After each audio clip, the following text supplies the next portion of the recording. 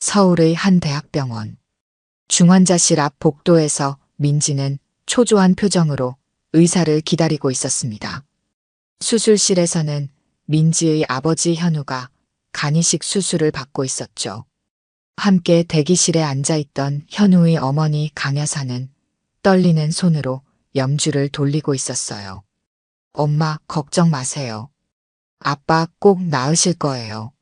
민지의 말에도 강 여사는 고개만 끄덕였습니다. 현우의 간 상태는 몇 년 전부터 좋지 않았어요. 알코올성 간경화가 악화되어 결국 이식이 필요한 상태가 된 거였죠.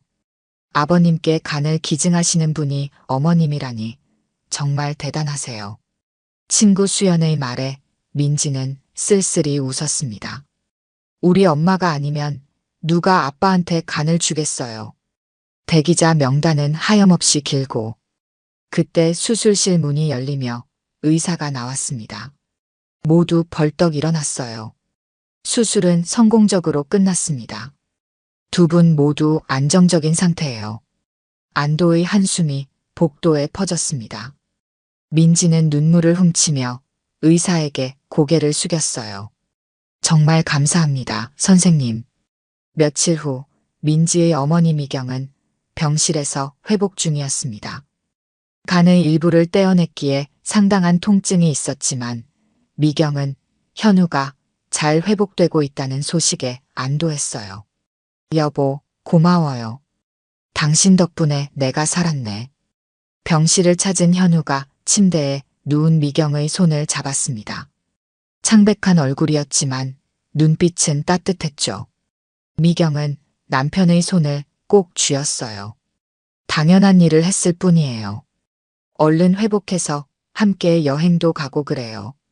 현우는 미소를 지었지만 어딘가 공허해 보였습니다. 미경은 그저 수술 후유증이려니 생각했어요. 그날 밤 미경은 꿈에서 현우가 멀어지는 모습을 보았습니다. 이상한 예감이 들었지만 미경은 그저 지나가는 불안감이라 여겼죠. 2주가 지났습니다. 미경은 퇴원하고 집에서 회복 중이었고 현우도 상태가 호전되어 곧 퇴원할 예정이었어요. 민지는 아버지 병실을 자주 찾았습니다. 아빠, 집에 돌아오시면 엄마가 보양식 잔뜩 준비해 놓으셨어요. 현우는 그런 민지의 말에 미소로 답했지만 웃음이 눈까지 가지 않았어요. 민지는 의아했지만 큰 수술 후의 우울감이라 생각했습니다. 퇴원 전날 밤 현우는 주치의를 따로 불렀어요. 선생님, 저 말기 맞죠? 의사는 침묵했습니다. 현우는 쓴웃음을 지었어요. 수술 중에 발견한 거 다 알아요. 그냥 아내와 딸에게 말하지 말아달라고 부탁드리러 왔습니다. 병실로 돌아온 현우는 창밖을 바라보며 깊은 생각에 잠겼습니다. 그의 눈에서는 결심이 서린 빛이 돌았어요. 다음 날 퇴원한 현우가 미경의 집으로 돌아왔습니다. 미경은 남편을 위해 특별히 방을 정리하고 영양식을 준비했어요.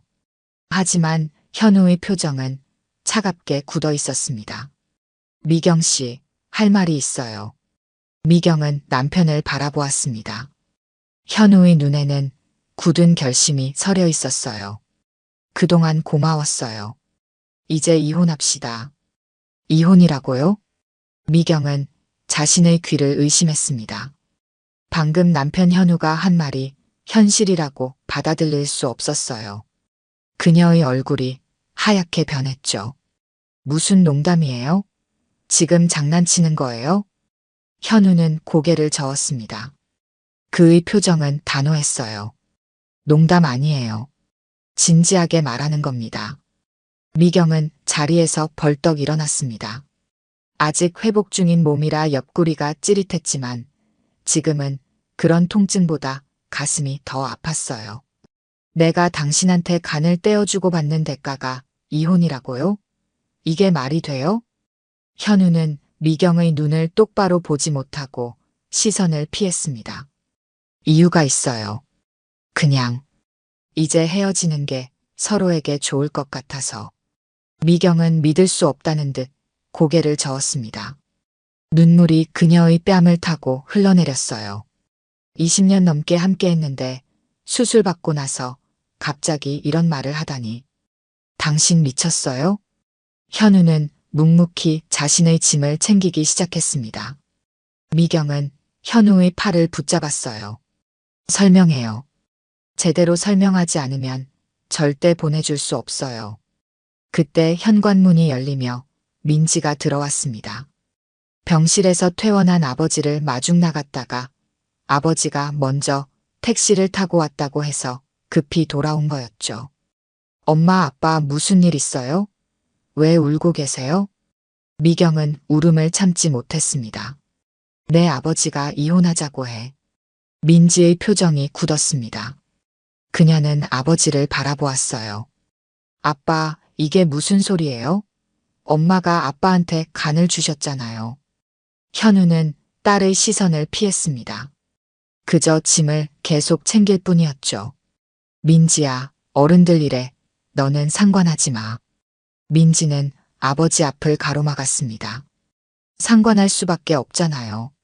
엄마 몸도 아직 다 회복되지 않았는데 어떻게 이런 말을 할 수 있어요? 현우는 한숨을 내쉬었습니다.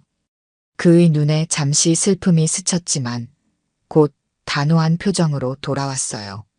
결정했어. 더 이상 이 집에 있을 수 없어. 미경의 어머니 강 여사가 소란을 듣고 방에서 나왔습니다.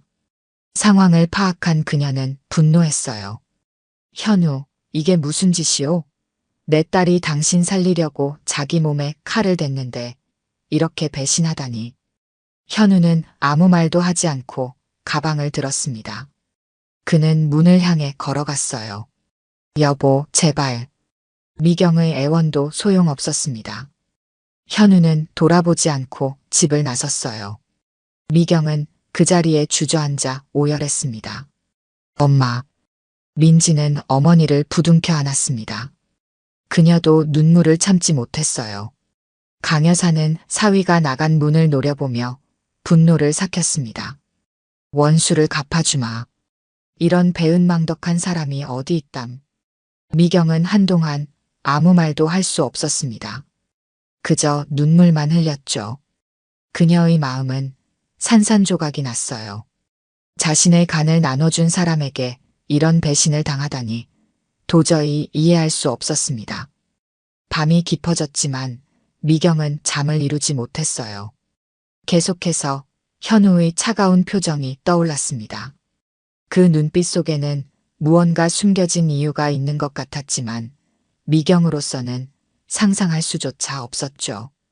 다음 날 아침 민지는 아버지의 휴대폰으로 전화를 걸었습니다. 하지만 전화는 꺼져 있었어요. 엄마, 우리가 직접 아빠를 찾아봐야 할 것 같아요. 미경은 기운 없는 목소리로 대답했습니다. 가서 뭐 하게? 이제 끝난 거야. 민지는 고개를 저었어요. 아니에요. 분명 이유가 있을 거예요. 아빠가 미쳤다고 생각하긴 싫어요. 현우가 집을 나간 지 일주일이 지났습니다. 미경은 하루하루 지옥 같은 시간을 보내고 있었어요. 식욕도 없고 잠도 제대로 이루지 못했죠. 간 수술 후 회복 중인 몸은 더욱 쇠약해졌습니다. 엄마, 제발 밥 좀 드세요. 민지가 식탁에 차려놓은 죽을 보며 미경은 고개를 저었어요. 입맛이 없어. 그냥 둬. 민지는 한숨을 쉬었습니다. 어머니를 설득하는 것이 쉽지 않았죠. 그때 민지의 휴대폰이 울렸어요. 민지가 전화를 받았습니다. 네, 아빠 친구분. 아, 정 사장님. 미경의 귀가 솔깃해졌습니다.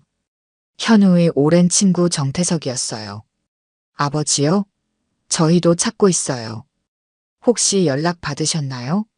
민지는 전화를 끊고 어머니를 바라보았습니다. 정 사장님도 아빠 못 봤대요. 전화도 안 받고. 미경은 갑자기 일어섰습니다.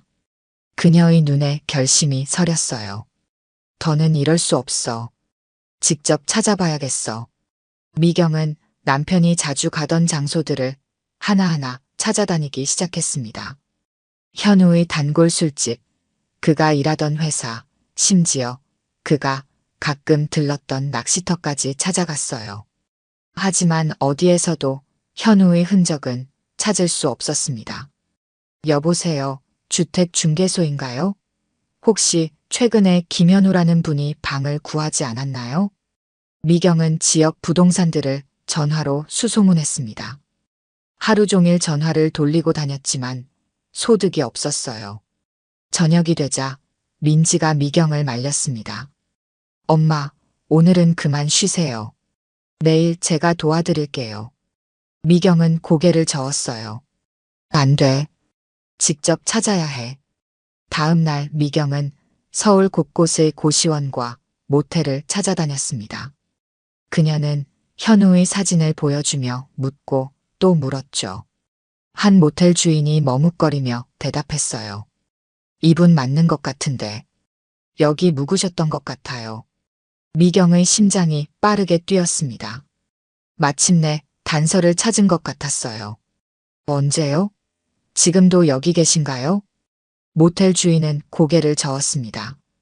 이틀 전에 나가셨어요. 어디로 가셨는지는 모르겠네요.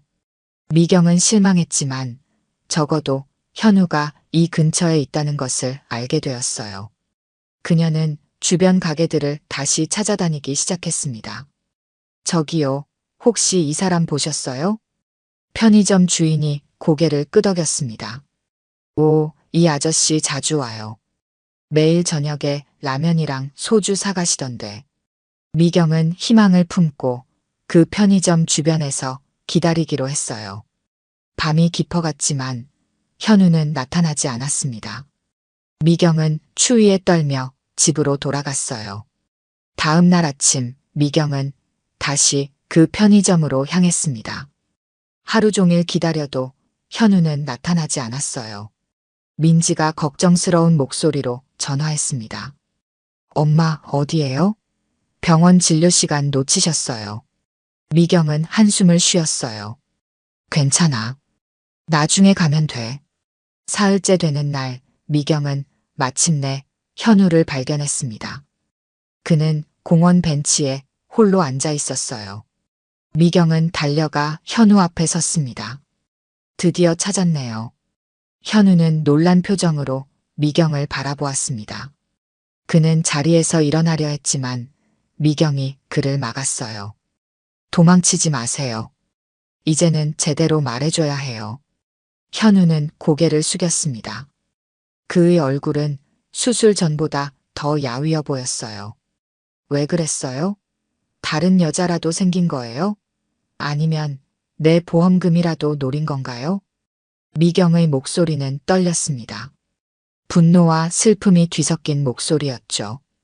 현우는 여전히 아무 말도 하지 않았어요. 그저 고개를 저을 뿐이었습니다. 대답해요. 내가 당신한테 뭘 그렇게 잘못했길래 내 간을 받고 나서 이런 짓을 해요? 미경은 참았던 눈물을 터뜨렸습니다. 주변 사람들이 그들을 힐끔거렸지만 미경은 상관하지 않았어요. 미경 씨, 그냥 잊어요. 나를 잊고 새 삶을 살아요. 현우의 목소리는 공허했습니다. 그의 눈에는 깊은 슬픔이 담겨 있었어요. 어떻게 잊으라고요? 20년 넘게 함께한 사람을 어떻게 그냥 잊으라는 거예요? 현우는 천천히 자리에서 일어났습니다. 그는 미경의 어깨를 잠시 바라보다가 몸을 돌렸어요. 미안해요. 정말 미안해. 그 말을 남기고 현우는 걸어갔습니다. 미경은 그를 따라가려 했지만 갑자기 어지러움이 몰려왔어요. 그녀는 그 자리에 주저앉고 말았습니다. 멀어지는 현우의 뒷모습을 바라보며 미경은 왜 남편이 이토록 자신을 밀어내는지 이해할 수 없었어요. 미경은 그날 밤 열이 올랐습니다. 간 수술 후 무리를 한 탓인지 몸이 견디지 못했어요. 민지는 어머니를 병원으로 데려갔죠. 간 기증 후 회복 중인데 왜 이렇게 무리하셨어요? 스트레스도 심하게 받으면 안 되는데. 의사의 질책에 민지는 고개를 숙였습니다. 미경은 링거를 맞으며 창밖만 바라보았어요. 그녀의 머릿속에는 현우와의 마지막 만남이 계속 맴돌았습니다. 엄마, 이제 아빠는 그냥 잊으세요. 그런 사람, 아빠가 아니에요. 민지의 말에 미경은 고개를 저었습니다. 아니야. 내 아버지가 나를 밀어내는 데는 분명 이유가 있어. 눈빛이 달랐어. 미경은 병원에서 하룻밤을 보내고 다음 날 아침 퇴원했습니다. 집으로 돌아온 미경은 현관 앞에서 놀라운 광경을 목격했어요. 현우가 무릎을 꿇고 앉아 있었습니다. 여보. 현우의 눈은 충혈되어 있었습니다. 마치 밤새 울었던 것처럼 보였어요. 그의 얼굴은 헬쑥했고 수염은 덥수룩하게 자라 있었죠. 무슨 일이에요? 미경은 차갑게 물었습니다. 하지만 그녀의 심장은 빠르게 뛰고 있었어요. 현우는 고개를 깊이 숙였습니다. 미경 씨, 너무 늦었지만 다 말할게요. 민지가 놀란 표정으로 아버지를 바라보았습니다. 그녀는 어머니를 부축해 집 안으로 들어갔어요. 현우도 그들을 따라 안으로 들어왔습니다. 거실에 앉은 세 사람. 침묵이 무겁게 내려앉았어요. 현우는 떨리는 손으로 주머니에서 종이 하나를 꺼냈습니다. 이건 민지가 물었습니다. 현우는 깊은 한숨을 내쉬었어요. 내 진단서야. 미경은 종이를 받아들었습니다. 의학 용어들이 빼곡히 적혀 있었어요. 미경은 의학 용어를 제대로 이해하지 못했지만 마지막에 적힌 예후, 불량 두 글자는 읽을 수 있었습니다. 이게 무슨 뜻이에요? 미경의 목소리가 떨렸습니다. 현우는 고개를 들어 미경의 눈을 똑바로 바라보았어요. 내가 많이 아파요. 민지가 진단서를 빼앗아 읽기 시작했습니다. 의대생인 그녀는 글자 하나하나를 읽어내려갔어요. 점점 민지의 얼굴이 창백해졌습니다. 아빠, 이게... 현우는 딸의 말을 자르며 고개를 저었습니다. 미경 씨한테 직접 말할게. 미경은 불안한 표정으로 남편을 바라보았습니다. 그녀는 뭔가 끔찍한 일이 일어났다는 것을 직감했어요. 간 이식 수술을 하던 중에 뭔가 발견했어요. 현우의 목소리가 떨렸습니다. 그는 잠시 말을 멈추고 숨을 고르더니 다시 입을 열었어요. 원래는 간만 문제인 줄 알았는데 수술 중에 의사 선생님이 다른 것도 발견했어요. 내가 몰랐던. 미경은 숨을 참으며 남편의 말을 기다렸습니다.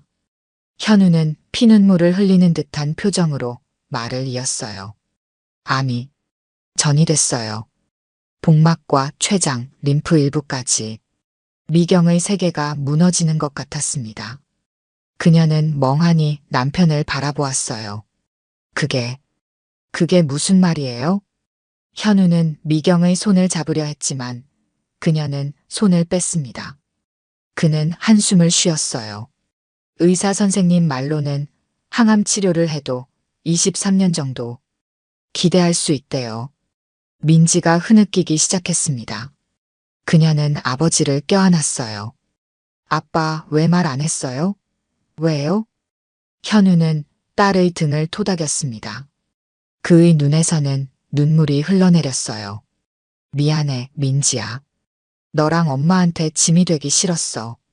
미경은 여전히 충격에서 벗어나지 못했습니다. 그녀는 벽만 바라보고 있었어요. 그래서 이혼하자고 한 거였어요? 현우는 고개를 끄덕였습니다. 집만 될 거니까. 차라리 날 원망하게 만들고 떠나는 게 낫다고 생각했어.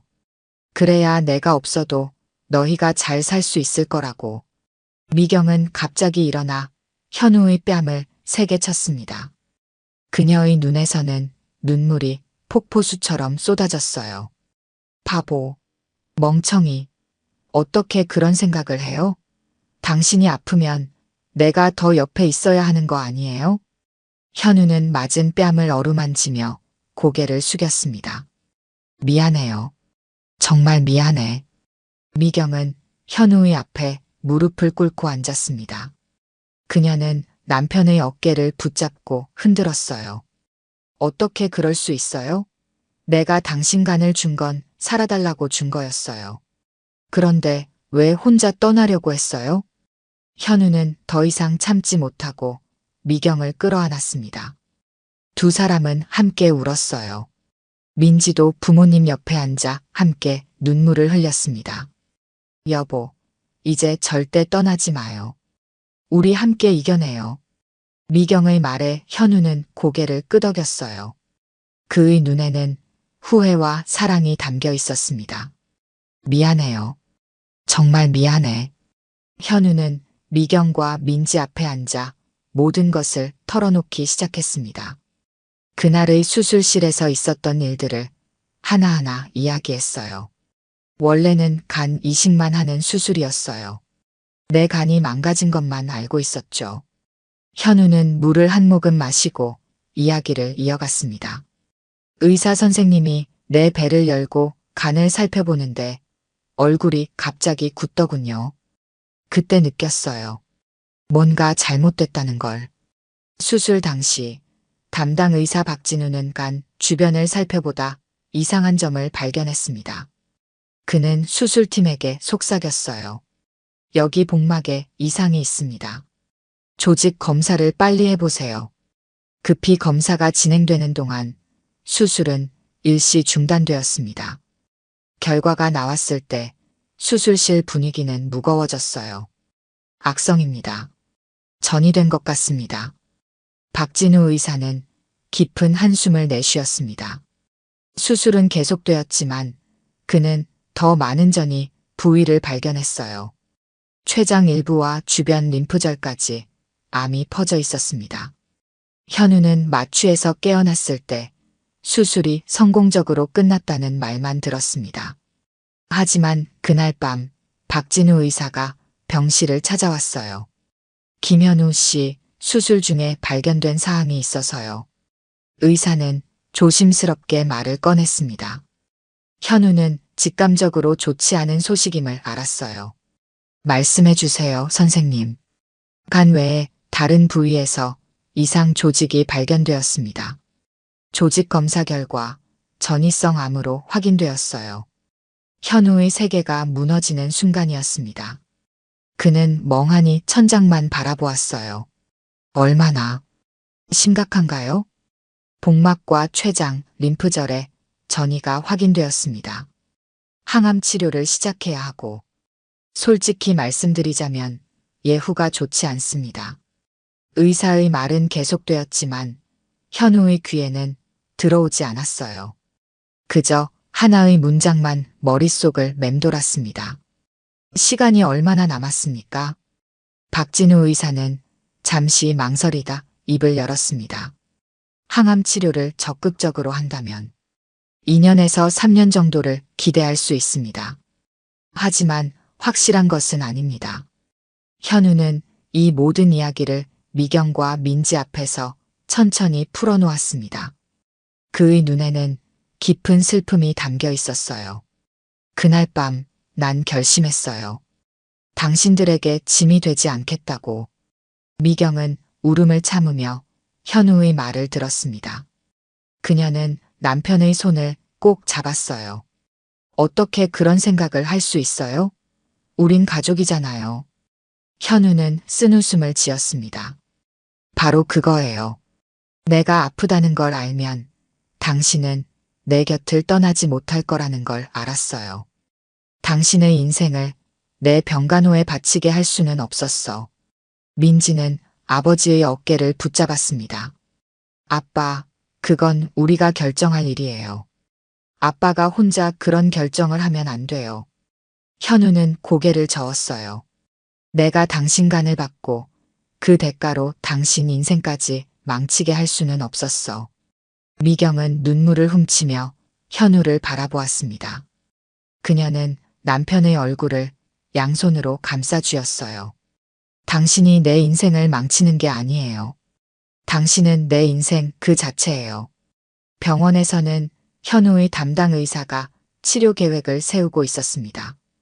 박진우 의사는 동료들과 회의를 하며 최선의 방법을 모색했어요.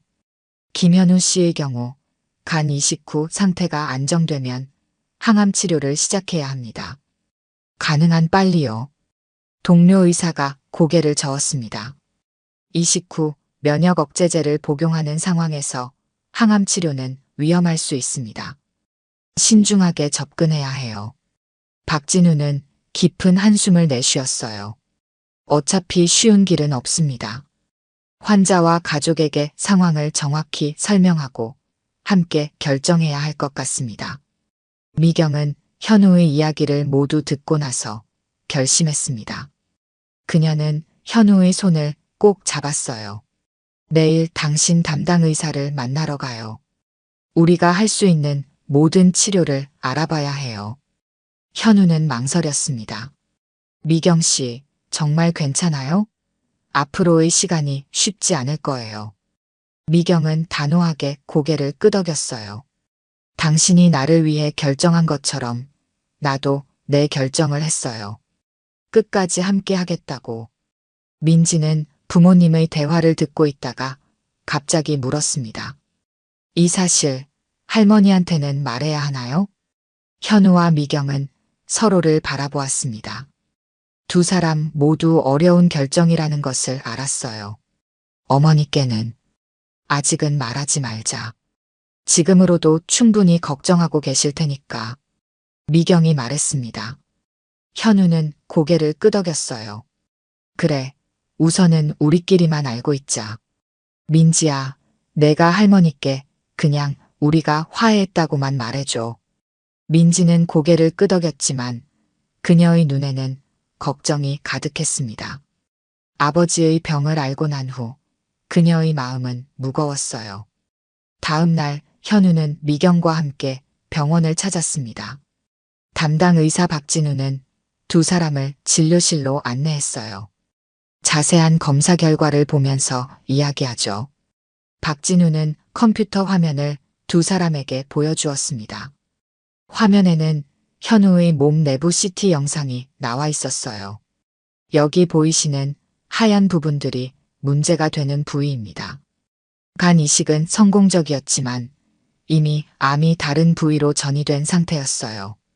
미경은 화면을 보며 숨을 깊게 들이마셨습니다. 현우는 무표정한 얼굴로 담당의의 설명을 들었어요. 치료 계획은 어떻게 되나요? 미경이 물었습니다. 박진우는 차트를 넘기며 설명했어요. 일단 김현우 씨의 상태가 간 이식 수술에서 완전히 회복되면 항암 치료를 시작할 계획입니다. 처음에는 약물 치료로 시작하고 반응을 보면서 방사선 치료도 고려해 볼 수 있어요. 현우는 조용히 물었습니다. 성공 가능성은요? 박진우는 잠시 망설이다 솔직하게 답했어요. 완치를 바라는 것은 현실적으로 어렵습니다. 하지만 적극적인 치료로 23년 정도의 생존 기간을 기대할 수 있어요. 물론 환자분의 상태에 따라 달라질 수 있습니다. 미경의 눈에 눈물이 고였습니다. 그녀는 현우의 손을 꼭 잡았어요. 우리 함께 이겨내요. 병원에서 나온 두 사람은 근처 공원 벤치에 앉았습니다. 가을 하늘은 맑았지만 두 사람의 마음은 먹구름이 가득했어요.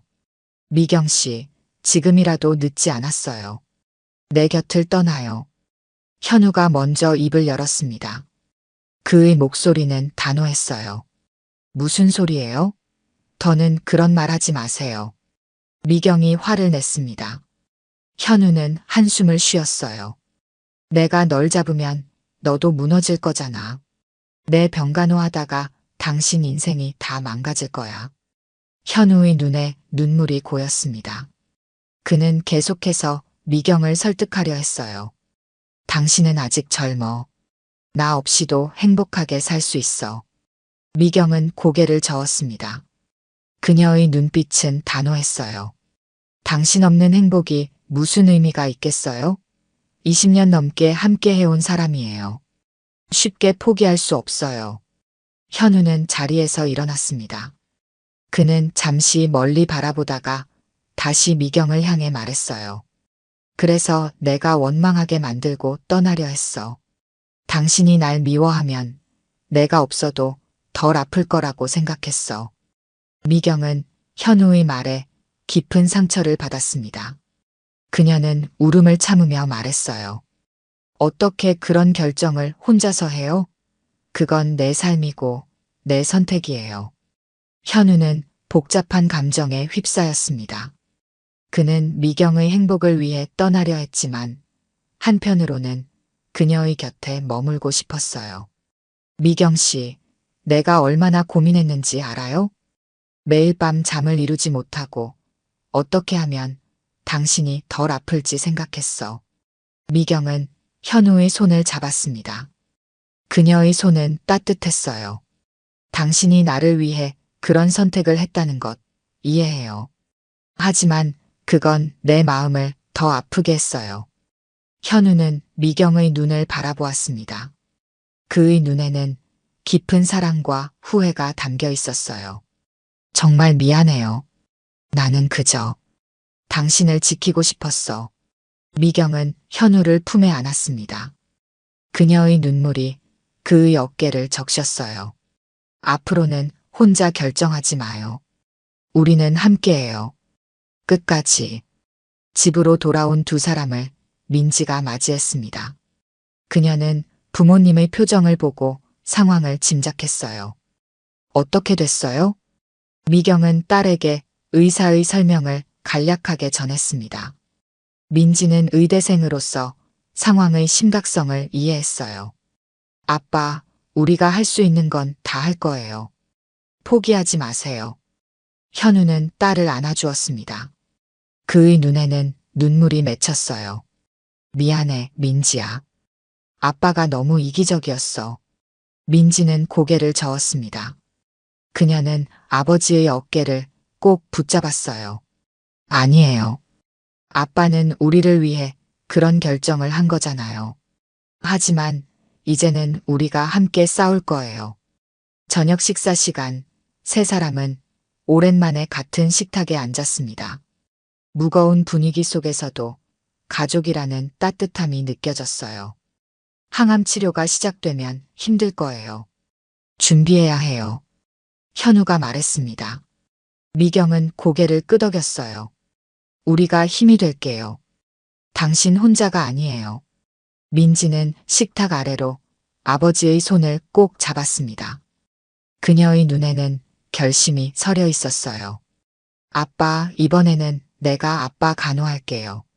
의대생이잖아요. 현우는 쓴웃음을 지었습니다. 그는 가족의 사랑에 감사함을 느꼈어요.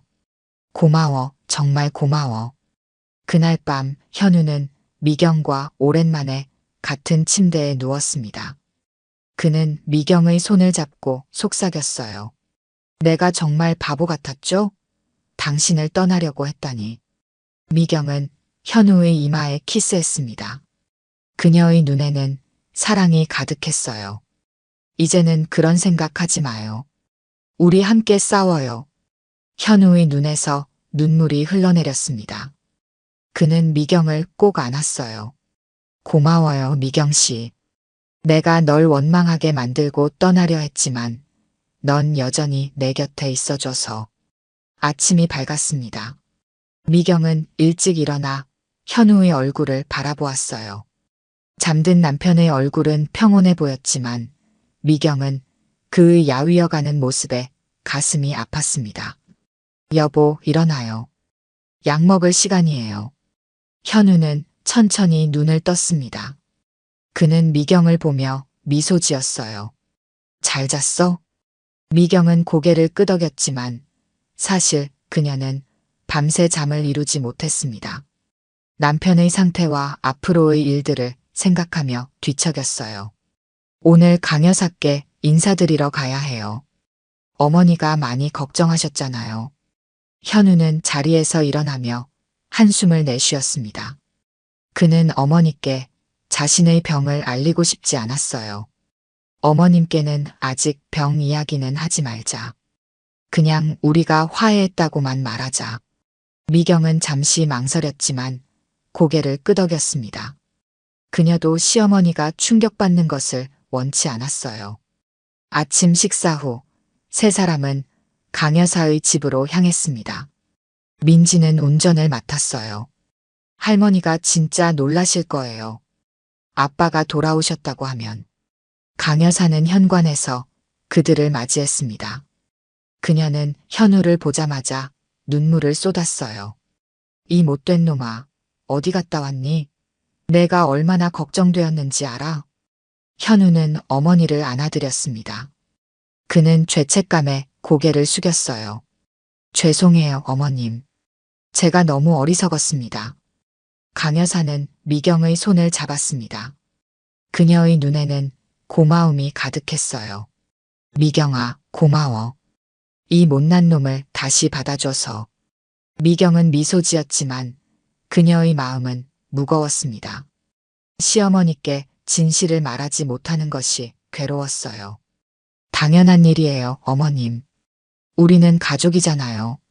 강 여사의 집에서 나온 후 미경은 갑자기 울음을 터뜨렸습니다. 차 안에서 그녀는 참았던 눈물을 쏟아냈어요. 미경 씨, 괜찮아요? 현우가 걱정스럽게 물었습니다. 미경은 고개를 저었어요. 어머님께 거짓말하는 것 같아 괴로워요. 그리고 미경은 말을 잇지 못했습니다. 그녀의 어깨가 흔들렸어요. 당신이 없는 세상을 상상하면 너무 힘들어요. 현우는 미경을 품에 안았습니다. 그의 눈에도 눈물이 고였어요. 미안해, 정말 미안해. 민지는 룸미러로 부모님을 바라보았습니다. 그녀도 눈물을 참기 힘들었어요. 집으로 돌아온 후 미경은 현우와 마주 앉았습니다. 그녀는 떨리는 목소리로 말했어요. 그래도 그건 너무했어요. 나를 위한 거라면서 내게 그렇게 상처 준 건. 현우는 고개를 숙였습니다. 그는 자신의 실수를 인정했어요. 내가 잘못했어.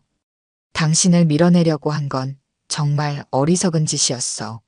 미경은 현우의 손을 꼭 잡았습니다. 그녀의 눈에는 결심이 서려 있었어요. 당신을 용서해요. 하지만 앞으로는 절대 혼자 결정하지 마세요. 우리는 함께해요. 현우는 고개를 끄덕였습니다. 그의 눈에는 감사함이 가득했어요. 약속할게. 이제는 모든 것을 함께 나눌게. 민지는 부엌에서 차를 준비하며 부모님의 대화를 들었습니다. 그녀는 복잡한 감정에 휩싸였어요. 아빠의 병을 할머니께 말하지 않는 게 맞는 걸까? 그녀는 고민했지만 결국 부모님의 결정을 존중하기로 했습니다. 민지는 차를 들고 거실로 나왔어요. 여기 따뜻한 차 가져왔어요. 미경은 딸에게 미소 지었습니다. 그녀는 민지가 얼마나 성숙하게 이 상황을 받아들이고 있는지 고마웠어요. 민지야, 정말 고마워. 내가 있어서 정말 든든해. 민지는 부모님 사이에 앉았습니다.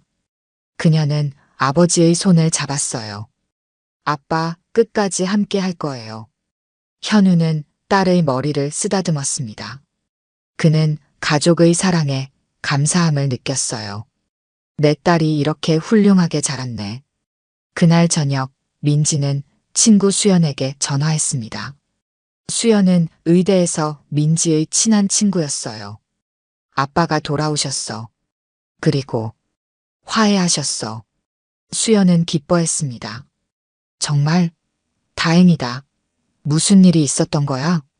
민지는 잠시 침묵했습니다. 그녀는 아버지의 병에 대해 말하고 싶었지만 가족의 비밀을 지키기로 했어요. 그냥 오해가 있었던 거야. 이제 모든 게 괜찮아. 전화를 끊은 후 민지는 창밖을 바라보았습니다. 그녀의 눈에는 눈물이 맺혔어요. 아빠, 꼭 이겨내셔야 해요. 다음 날 현우의 첫 항암 치료가 시작되었습니다. 미경은 병원에서 현우의 손을 꼭 잡고 있었어요. 괜찮아요. 내가 여기 있어요. 현우는 미소 지었지만 그의 눈에는 두려움이 비쳤습니다. 그는 앞으로 다가올 힘든 시간들을 생각하며 한숨을 내쉬었어요. 미경 씨, 정말 괜찮겠어? 앞으로 더 힘들어질 텐데. 미경은 단호하게 고개를 끄덕였습니다. 당신이 나를 위해 희생했듯이 나도 당신을 위해 여기 있을 거예요. 끝까지. 현우의 눈에 눈물이 고였습니다. 그는 미경의 손을 꼭 쥐었어요. 고마워요. 정말 고마워. 집에서 민지는 아버지의 항암 치료를 위한 준비를 하고 있었습니다. 그녀는 아버지가 사용할 방을 깨끗이 정리하고 필요한 물품들을 준비했어요. 그녀의 마음은 무거웠지만 최선을 다하고 있었습니다. 아빠, 엄마, 우리 꼭 이겨낼 거예요. 한 달이 지났습니다. 현우는 이미 3번의 항암 치료를 받았어요. 치료의 부작용으로 그의 몸은 점점 쇠약해졌지만 의사들은 초기 반응이 나쁘지 않다고 말했습니다. 아침 식사 시간, 미경은 현우를 위해 특별히 준비한 영양식을 차렸어요. 그녀는 요리책과 인터넷을 찾아보며 항암 치료 중인 환자에게 좋은 음식들을 연구했습니다. 여보, 오늘은 단백질이 풍부한 음식으로 준비했어요. 힘내서 조금만 드세요. 현우는 미소 지었지만 식욕이 없었습니다. 그는 자신을 위해 애쓰는 미경이 고마웠어요. 고마워. 정말 맛있어 보인다. 민지는 아버지의 상태를 주의 깊게 관찰했습니다. 그녀는 의대생으로서 아버지의 건강 상태를 체크하는 것을 자신의 역할로 여겼어요. 아빠, 오늘 기분이 어때요? 어제보다 나아졌어요? 현우는 약하게 웃었습니다. 그래, 조금 나아진 것 같아. 내가 있어서 든든하다. 미경은 현우의 손을 잡았습니다. 그녀의 눈에는 사랑과 걱정이 담겨 있었어요. 오늘 병원에 가서 다음 치료 일정을 확인해야 해요. 함께 갈게요. 현우는 고개를 끄덕였습니다. 그는 미경의 손을 꼭 쥐었어요. 미경 씨, 당신이 없었다면 난 여기까지 오지 못했을 거야. 미경은 미소 지었습니다. 그녀의 눈에 눈물이 맺혔어요. 우리는 함께니까요. 항상 그래왔잖아요. 병원으로 가는 길 현우와 미경은 차 안에서 조용히 대화를 나눴습니다. 가을 햇살이 차창을 통해 들어왔어요. 기억나? 우리 처음 만났을 때. 현우가 문득 물었습니다. 미경은 미소 지었어요. 어떻게 잊겠어요? 친구 결혼식에서 당신이 와인을 내 드레스에 쏟았잖아요. 현우는 웃음을 터뜨렸습니다. 그의 눈에는 추억의 빛이 돌았어요. 그래, 내가 얼마나 당황했었는지. 그런데 당신은 웃으면서 괜찮다고 했지. 미경도 웃었습니다. 20년도 더 된 추억이 선명하게 떠올랐어요. 당신이 너무 진지하게 사과하는 모습이 귀여웠어요. 그들은 잠시 침묵했습니다. 지나온 세월이 주마등처럼 스쳐 지나갔어요. 미경 씨, 당신과 함께한 시간이 내 인생에서 가장 행복한 순간들이었어. 현우의 진심 어린 고백에 미경은 눈물을 참았습니다. 그녀는 운전에 집중하며 담담하게 대답했어요. 앞으로도 더 많은 행복한 순간들을 만들 거예요. 우리 함께. 병원에 도착한 두 사람은 박진우 의사를 만났습니다. 검사 결과를 확인한 박진우는 조심스럽게 말을 꺼냈어요. 항암 치료에 어느 정도 반응을 보이고 있습니다. 하지만 아직 갈 길이 멀어요. 다음 단계 치료를 계획해야 합니다. 미경이 물었습니다. 다음 단계는 어떤 건가요? 더 강한 약물 조합을 시도해 볼 예정입니다. 부작용이 심할 수 있지만 효과도 더 기대할 수 있어요. 현우는 담담하게 받아들였습니다. 그는 이미 각오를 했던 것 같았어요. 언제부터 시작하면 되나요? 내일부터 입원하셔서 치료를 시작하는 게 좋겠습니다. 이번에는 입원 치료가 필요해요. 병원을 나온 두 사람은 잠시 병원 정원을 산책했습니다.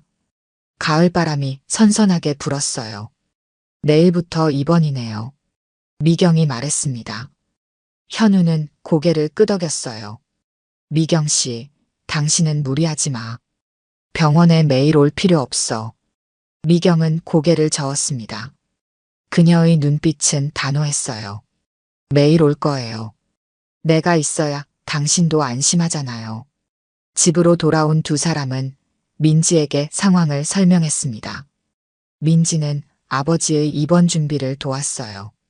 아빠, 제가 자주 찾아갈게요. 학교 끝나면 바로 병원으로 갈 거예요. 현우는 딸의 머리를 쓰다듬었습니다. 그는 가족의 사랑에 감사했어요. 너무 무리하지 마. 학업이 중요하니까. 저녁 식사 후 현우는 테라스에 나가 밤하늘을 바라보았습니다. 별들이 밝게 빛나고 있었어요. 미경이 그의 옆에 다가와 섰습니다. 무슨 생각을 그렇게 해요? 현우는 미소 지었습니다. 그냥 얼마나 행운아인지 생각하고 있었어. 이렇게 나를 사랑해주는 가족이 있다는 게. 미경은 현우의 어깨에 머리를 기댔습니다. 그녀의 마음은 따뜻했어요. 우리가 행운아예요. 당신이 있어서. 다음 날 아침 입원 준비를 마친 현우는 병원복으로 갈아입었습니다. 미경은 그의 짐을 챙겼어요. 민지는 학교에 가기 전 아버지를 꼭 안아주었습니다. 아빠, 꼭 이겨내세요. 제가 응원할게요. 현우는 딸을 안아주었습니다. 그의 눈에는 사랑이 가득했어요.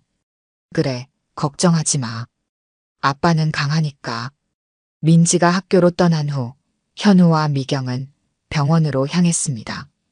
병원 입구에 도착하자 현우가 잠시 걸음을 멈췄어요. 미경 씨, 잠깐만요. 미경이 궁금한 표정으로 남편을 바라보았습니다. 현우는 미경의 손을 꼭 잡았어요. 무슨 일이에요? 당신에게 다시 한번 말하고 싶어요. 정말 고마워요. 내가 널 밀어내려 했는데 당신은 여전히 내 곁에 있어줬어. 미경은 현우의 손을 꼭 쥐었습니다. 그녀의 눈에는 확신이 담겨 있었어요. 이번엔 당신 혼자 두지 않을 거예요. 끝까지 함께 할게요. 두 사람은 손을 잡고 병원으로 걸어갔습니다. 가을 햇살 아래 현우의 병원복을 입은 뒷모습이 점점 멀어져 갔어요. 앞으로의 길이 험난하더라도 그들은 이제 혼자가 아니라는 것을 알았습니다. 사랑은 때론 너무 늦게 돌아오지만 그들에게는 아직 함께할 시간이 있었어요. 그것으로 충분했습니다. 오늘 들려드린 이야기가 여러분의 마음에 작은 울림이 되었기를 바랍니다. 이야기가 좋으셨다면 좋아요와 구독 부탁드려요. 다음 사연을 들려드리는데 큰 힘이 된답니다. 그리고 여러분의 이야기도 댓글로 들려주세요. 다음 이야기 때 또 뵙겠습니다. 출근길 아침, 햇살이 반짝이는 봄날이었습니다. 이서윤은 평소와 다름없이 커피 한 잔을 들고 사무실로 향하고 있었어요. 30살 한창 일할 나이의 그녀에게 오늘도 바쁜 하루가 기다리고 있었죠. 그때였습니다. 갑자기 가슴이 조여오는 통증. 서윤은 자신의 가슴을 부여잡았습니다. 숨이 턱 막히고 시야가 흐려졌어요. 손에서 커피잔이 떨어지며 뜨거운 액체가 바닥에 쏟아졌죠. 괜찮으세요? 지나가던 행인의 목소리가 점점 멀어지는 것 같았습니다. 서윤은 그대로 쓰러졌어요. 의식이 희미해지는 가운데 누군가 급하게 119에 전화하는 소리가 들렸죠. 사이렌 소리와 함께 구급차가 도착했습니다. 응급구조사들이 신속하게 서윤의 상태를 확인했어요. 심정지 상태입니다. 즉시 심폐소생술 시작하겠습니다. 구급차 안에서 심장 마사지가 시작되었습니다. 응급구조사의 이마에 땀이 맺혔어요. 생과 사의 경계에서 서윤의 얼굴은 창백했죠. 보호자에게 연락해 주세요. 상태가 위중합니다. 서울중앙대학병원 응급실. 의료진이 달려와 서윤을 맞이했습니다. 응급실은 분주했어요. 의사와 간호사들이 신속하게 움직이며 각자의 역할을 수행했죠. 심전도 확인해 주세요. 혈압 떨어지고 있습니다. 정지현은 병원으로 향하는 택시 안에서 손을 떨고 있었습니다. 53세, 평생 딸을 위해 살아온 그녀에게 갑작스러운 전화 한 통은 세상을 무너뜨렸어요. 딸이 심정지로 쓰러졌다는 소식에 지현은 정신없이 택시를 잡아탔죠. 제발, 서윤아, 버텨라. 지현은 병원에 도착하자마자 응급실로 달려갔습니다. 간호사가 다가와 서류 뭉치를 내밀었어요. 보호자분이시죠? 긴급 수술이 필요합니다. 동의서 작성해 주세요. 지현은 떨리는 손으로 펜을 들었습니다. 눈물이 핑 돌았지만 이를 악물고 서류를 받아들었어요. 그러다 수술 동의서에 적힌 집도의 이름을 보는 순간 지현의 몸이 굳어버렸죠. 김도준. 그 이름을 본 순간 지현의 머릿속에서 시간이 거꾸로 흘렀습니다. 30년 전 그 이름은 지현의 전부였어요. 첫사랑이자 마지막 사랑이었던 그 사람. 자신을 버리고 떠난 그 사람. 그리고 서윤의. 생각할 틈도 없었습니다. 수술실 복도에서 한 남자가 급하게 걸어오고 있었어요. 하얀 가운을 입은 그는 60대 초반의 나이에도 여전히 단단한 체격을 유지하고 있었죠. 지현은 숨을 들이켰습니다. 보호자분이신가요? 응급심장 수술이 필요합니다. 고개를 든 남자와 눈이 마주친 순간 지현은 30년의 세월이 무색하게 그대로인 눈빛을 보았습니다.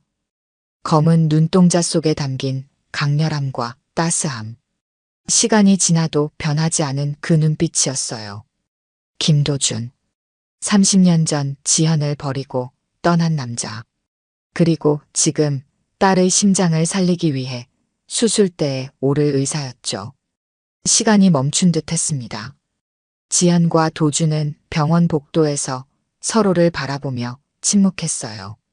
주변의 분주함 속에서도 두 사람 사이에는 30년의 시간이 무겁게 내려앉았죠.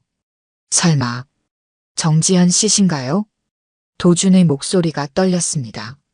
놀람과 당혹감이 섞인 눈빛으로 지현을 바라보았어요. 의사 가운 아래로 살짝 드러난 그의 팔목에 시선이 멈췄죠. 선생님 아직도 그 문신하고 다니시네요. 지현의 말에 도준은 무의식적으로 왼쪽 팔목을 감쌌습니다. 그곳에는 작은 문신이 있었어요. JHDJ. 젊은 시절 지현이 장난처럼 새겨준 그 표시. 30년이 지나도 지우지 않은 흔적이었죠. 도준은 말을 잇지 못했습니다. 복도를 지나가는 간호사들의 발걸음 소리만이 정적을 채웠어요. 지현은 가슴속에서 치밀어 오르는 감정을 억누르며 물었죠. 그런데 지금 우리 서윤이를 수술하신다는 건가요? 도준의 표정이 급격히 변했습니다. 놀람에서 의문으로 다시 충격으로 바뀌었어요. 서윤 씨. 그러니까 방금 들어온 환자가 정지현 씨의 따님인가요? 지현은 대답 대신 고개만 끄덕였습니다. 머릿속에서는 30년 전 기억이 파도처럼 밀려왔어요. 뱃속에 아이가 있다고 말하려던 날, 도준은 이미 떠날 준비를 마친 상태였죠. 미국 연수 가게 됐어. 몇 년 걸릴지 모르니 우리. 그때 도준의 말이 아직도 귓가에 선명했습니다. 이별을 고한 그날, 지현은 결국 임신 사실을 말하지 못했어요. 그리고 도준은 약속했던 연락도 없이 그렇게 사라졌죠. 환자 상태가 위중합니다. 지금 바로 수술실로 들어가야 해요. 간호사의 다급한 목소리에 두 사람은 현실로 돌아왔습니다. 도주는 급히 정신을 차렸어요. 심장판막에 문제가 있는 것 같습니다. 정확한 진단은 수술 중에 확인할 수 있을 거예요. 도준의 목소리는 다시 의사의 그것으로 돌아와 있었습니다. 차분하고 전문적인 톤으로 상황을 설명했어요. 하지만 그의 눈빛은 여전히 혼란스러웠죠. 내가 서윤이를 수술해도 괜찮겠습니까? 뜻밖의 질문에 지연은 당황했습니다. 수술을 앞둔 상황에서 왜 그런 질문을 하는지 이해할 수 없었어요. 도주는 간호사들이 들리지 않게 목소리를 낮추며 말을 이었죠. 혹시 서윤 씨가 몇 살입니까? 지연은 도준의 눈을 똑바로 바라보았습니다. 그 눈빛에서 이미 답을 알고 있다는 듯한 두려움이 보였어요. 30입니다. 짧은 대답이었지만 도준의 표정이 순간 굳어졌습니다. 계산이 맞아떨어졌을 테니까요. 침묵이 이어졌어요. 도준의 손이 미세하게 떨리는 것이 보였죠. 서윤 씨는 제 딸인가요? 지연은 대답하지 않았습니다. 대신 아프게 눈을 감았어요. 그 침묵이 모든 것을 말해주고 있었죠. 도준은 깊게 숨을 들이마셨습니다. 지금은 그것보다 서윤 씨의 수술이 먼저입니다. 도준은 의사 가운의 소매를 내리며 문신을 가렸습니다. 하지만 그의 눈빛은 이미 많은 것을 말하고 있었어요. 30년 전의 선택과 지금의 현실 사이에서 도준의 마음속에는 폭풍이 일고 있었죠. 가겠습니다. 도준은 고개를 숙이고 수술실로 향했습니다. 지연은 그대로 서서 그의 뒷모습을 바라보았어요. 시간이 지나도 변하지 않은 뒷모습. 하지만 이제 그 어깨 위에는 의사로서의 책임감과 갑작스럽게 알게 된 아버지라는 무게가 더해져 있었죠. 지연은 맥없이 대기실 의자에 주저앉았습니다. 머릿속에서는 끊임없이 같은 말이 맴돌았어요. 뱃속에 아이가 있다고 말하려던 날. 그는 떠났다. 수술 동의서가 지연의 손에 들려 있었습니다. 펜을 쥔 손이 떨렸어요. 30년간 숨겨온 비밀이 순식간에 드러날 위기에 처한 상황이었죠. 잠시만요. 지연은 다가오는 간호사를 붙잡았습니다. 목소리는 흔들리고 있었어요. 다른 의사는 없나요? 김도준 선생님 말고 다른 의사가 수술할 수는 없을까요? 간호사는 의아한 표정으로 지연을 바라보았습니다. 병원 내에서 김도준의 평판은 매우 좋았기 때문이었죠. 김도준 교수님은 우리 병원 최고의 심장 전문의이십니다. 지금 같은 응급 상황에서는 교수님께 맡기는 것이 최선입니다. 지연의 마음속에서는 혼란스러운 감정들이 충돌하고 있었습니다. 한편으로는 딸의 생명을 살리기 위해 최고의 의사가 필요했지만 다른 한편으로는 30년 전 자신을 버리고 떠난 남자에게 딸의 심장을 맡기는 것이 견딜 수 없었어요. 하지만 수술실 밖에서 또 다른 의사가 다가왔습니다. 젊은 여성 의사였어요. 보호자분, 환자의 상태가 매우 위중합니다. 지금 당장 수술을 시작하지 않으면 위험해질 수 있어요. 지연은 막막한 심정으로 고개를 숙였습니다. 딸의 생명이 달린 문제였어요. 개인적인 감정을 앞세울 수는 없었죠. 그때 도준이 수술복으로 갈아입은 채 다시 나타났습니다. 마스크를 쓰기 전 그의 표정에는 진지함이 깃들어 있었어요. 정지한 씨. 도준의 목소리는 낮고 단단했습니다. 의사로서의 책임감이 묻어나는 톤이었어요. 지금은 개인적인 감정을 내려놓을 때입니다. 서윤 씨의 상태는 위중합니다. 저는 의사로서. 그는 잠시 말을 멈추었습니다. 눈빛이 흔들렸어요. 하지만 곧 단단한 결의를 담아 다시 말을 이었죠. 지금은 아버지가 아니라 의사입니다. 그 말에 지연의 눈에서 눈물이 흘러내렸습니다. 도주는 그것을 알면서도 모른 척했어요. 감정에 휘둘릴 수 없는 순간이었죠. 시간이 없습니다. 선택해 주셔야 합니다. 간호사의 다급한 목소리가 들렸습니다. 지연은 여전히 망설였어요. 과거의 배신과 현재의 위기 사이에서 그녀의 마음은 갈기갈기 찢어지고 있었죠. 만약 제가 수술을 하지 않는다면 다른 의사를 불러야 합니다. 하지만 그동안 지체되는 시간이. 도준의 말은 충분히 상황의 심각성을 전달했습니다. 지연은 어떤 결정을 내려야 할지 알 수 없었어요. 머릿속은 혼란스러웠고 가슴은 무거웠죠. 대기실 벽에 걸린 시계의 초침 소리가 유난히 크게 들렸습니다. 시간은 계속 흐르고 있었어요. 서윤의 생명도 함께 흘러가고 있었죠. 김 교수님, 준비 다 됐습니다. 지금 들어가셔야 해요. 수술실에서 다른 의사가 도준을 재촉했습니다. 도준은 여전히 지연을 바라보며 그녀의 결정을 기다리고 있었어요. 지연은 깊은 숨을 들이마셨습니다. 과거의 상처와 원망을 잠시 내려놓았어요. 지금 가장 중요한 것은 서윤의 생명이었죠. 수술 해주세요.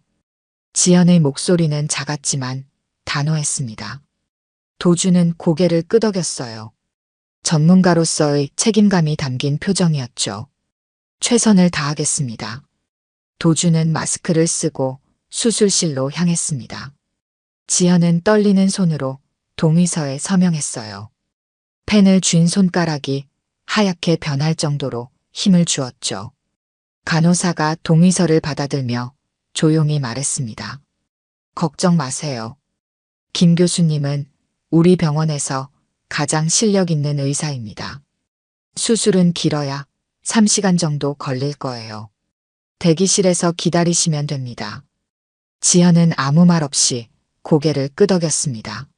하지만 그녀의 마음속에는 여전히 의문이 남아 있었어요. 김도준, 당신을 믿어도 될까요? 30년 전처럼 우리를 또 버리지는 않을까요? 대기실 창문 너머로 빗방울이 떨어지기 시작했습니다. 마치 지연의 마음처럼 하늘도 울고 있는 것 같았어요. 대기실의 냉랭한 공기가 지연을 감쌌습니다. 딱딱한 의자에 홀로 앉아 손수건을 꼭 쥐고 있었어요. 시계는 천천히 움직이고 있었죠. 수술이 시작된 지 이제 막 30분이 지났습니다. 창밖의 빗줄기가 더 굵어졌습니다. 병원 창문을 타고 흘러내리는 빗물처럼 지연의 마음속에도 과거의 기억이 흘러내렸어요. 30년 전, 그때로 돌아간 듯 했죠. 1993년 봄, 지연은 대학교 3학년이었습니다. 의대생이었던 도준은 그녀보다 2살 많은 선배였어요. 교내 봉사 동아리에서 처음 만난 두 사람은 금세 가까워졌죠. 정지현 씨, 이 문진표 작성하는 것 좀 도와주실래요? 처음 만난 날, 도준의 진지한 목소리가 아직도 귓가에 선명했습니다. 의학도의 꿈을 안고 있던 그는 항상 열정적이었어요. 그 모습이 지연의 마음을 사로잡았죠. 첫 데이트는 한강공원이었습니다. 벚꽃이 흩날리는 강변을 걸으며 두 사람은 미래에 대한 꿈을 나누었어요. 도준은 심장 전문의가 되고 싶다고 했죠. 심장은 참 신비로운 장기예요. 생명의 리듬을 만들어내는 곳이니까요. 도준의 말에 지연은 미소 지었습니다. 그의 열정이 사랑스러웠어요. 그럼 제 심장도 언젠가 김 선배가 돌봐주실 건가요? 장난스럽게 던진 말이었지만 도준은 진지하게 대답했습니다. 지연 씨의 심장은 제가 평생 지키고 싶어요. 그 말을 믿었습니다. 지연은 처음으로 누군가를 온전히 신뢰했어요. 그들의 사랑은 깊어졌고 함께하는 시간이 늘어났죠. 어느 여름날 술 기운을 빌려 지연은 도준의 팔목에 문신을 새겨주었습니다. JHDJ 그들만의 특별한 표식이었어요. 도주는 아프다는 내색 없이 지현을 바라보며 미소 지었죠. 이제 평생 지울 수 없겠네요. 우리의 약속처럼요. 행복했습니다. 누구보다 행복했어요. 그렇게 2년의 시간이 흘렀죠. 그러던 어느 날 갑작스러운 이별이 찾아왔습니다. 30살이 되어가던 도준에게 미국의 유명 병원에서 연수 제의가 온 거였어요. 꿈에 그리던 기회였죠. 미국 병원에 자리가 났어요. 제가 지원한 곳인데 합격했습니다. 도준의 목소리에는 기쁨과 동시에 망설임이 묻어 있었습니다. 지현은 그의 꿈을 응원하고 싶었어요. 하지만 가슴 한편에서는 불안함이 자라고 있었죠. 언제 돌아오실 건가요? 지현의 질문에 도준은 대답하지 못했습니다. 그의 침묵이 모든 것을 말해주고 있었어요. 나는 지현 씨를 데려갈 수 없어요. 적어도 몇 년은. 아니, 어쩌면 더 오래. 그날 밤 지현은 말하지 못했습니다. 2달 전부터 의심하고 있던 임신 증상, 그리고 그날 아침 확인한 양성 반응. 이 소식을 도준에게 전하려 했지만 그의 꿈을 가로막고 싶지 않았어요. 괜찮아요. 선배의 꿈이니까요. 응원할게요. 마지막 포옹을 나누던 날, 지현의 뱃속에는 이미 새 생명이 자라고 있었습니다. 하지만 그녀는 끝내 말하지 않았어요. 도준은 약속했습니다. 자리를 잡으면 꼭 연락하겠다고. 하지만 연락은 오지 않았어요. 몇 개월이 지나고 1년이 지나도 소식은 없었죠. 결국 지현은 혼자서 아이를 낳고 키웠습니다. 아빠는 어디 있어요? 어린 서윤의 물음에 지현은 항상 같은 대답을 했습니다. 아빠는 어려서 병으로 돌아가셨어. 하지만 하늘에서 서윤이를 항상 지켜보고 계실 거야. 그렇게 거짓말을 시작했습니다. 서윤이 상처받지 않기를 바라는 마음에서였어요. 그 거짓말은 30년 동안 이어졌죠. 보호자분. 간호사의 목소리에 지현은 현실로 돌아왔습니다. 수술실 앞에 서 있는 자신을 발견했어요. 언제 자리에서 일어나 이곳까지 왔는지도 모르고 있었죠. 아직 수술 중입니다. 걱정 마세요. 김 교수님이 집도하고 계시니까요. 지현은 아무 말 없이 고개를 끄덕였습니다. 수술실 문을 바라보며 속으로 기도했어요. 서윤아, 제발 버텨라. 그리고 도준 씨, 부탁드립니다. 우리 딸을 살려주세요. 3시간이 지났습니다. 병원 대기실의 시계는 오후 2시를 가리키고 있었어요. 지현은 의자에 앉아 기도하는 마음으로 손을 모으고 있었죠. 긴장으로 굳어버린 어깨가 아팠습니다. 수술실 문이 열리는 소리에 지현은 화들짝 놀라 고개를 들었습니다. 첫 번째로 나온 사람은 간호사였어요. 그녀의 표정은 읽기 어려웠죠. 지현의 심장이 빠르게 뛰었습니다. 이어서 도준이 나왔습니다. 수술 가운은 땀에 젖어 있었고 마스크를 벗은 얼굴에는 피로가 역력했어요. 눈 아래 다크서클이 짙게 내려앉아 있었죠. 지현은 자리에서 벌떡 일어났습니다. 어떻게 됐나요? 목소리가 떨렸습니다.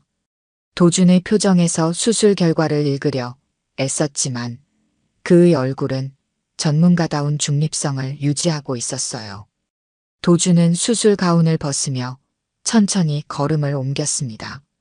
지현 앞에 멈춰서서 깊은 숨을 들이마셨어요. 그가 입을 열기까지의 몇 초가 지현에게는 영원처럼 느껴졌죠. 수술은 성공적이었습니다. 간결한 문장이었지만 그 말에 지현의 눈에서는 눈물이 쏟아졌습니다. 안도의 한숨과 함께 긴장이 풀리는 것 같았어요. 정말 감사합니다. 지현은 감정에 북받쳐 더 말을 잇지 못했습니다. 아무리 과거의 상처가 있다 해도 지금 도준은 딸의 생명을 구해준 의사였어요. 그것만으로도 충분히 고마웠죠. 도주는 천천히 고개를 끄덕였습니다. 그의 눈에도 복잡한 감정이 어려 있었어요. 서윤 씨의 상태는 생각보다 위중했습니다. 선천적인 심장 판막 이상이 있었어요. 의사로서의 전문적인 설명이 이어졌습니다. 지현은 그의 말을 귀담아 들었어요. 도준의 목소리는 차분했지만 미세하게 떨리고 있다는 것을 지현은 알아차렸죠. 선천적인 이상이라면. 지현의 질문에 도준은 잠시 눈을 내리깔았습니다. 그 말에 담긴 의미를 이해한 듯 했어요. 네. 유전적 요인이 있을 수 있습니다. 침묵이 내려앉았습니다. 두 사람 사이에는 30년의 시간과 말하지 못한 진실이 무겁게 자리하고 있었어요. 주변의 병원 소음이 멀게 들려왔죠. 앞으로는 정기적인 검진이 필요합니다. 제가 직접 담당하겠습니다. 지현은 도준의 말에 아무 대답도 하지 못했습니다. 그저 고개만 끄덕였어요. 도준은 잠시 망설이다가 말을 이었죠. 지현 씨. 도준의 목소리가 부드러워졌습니다. 더 이상 의사가 아닌 한 사람으로서의 목소리였어요. 혹시 시간이 되시면 잠시 이야기를 나눌 수 있을까요?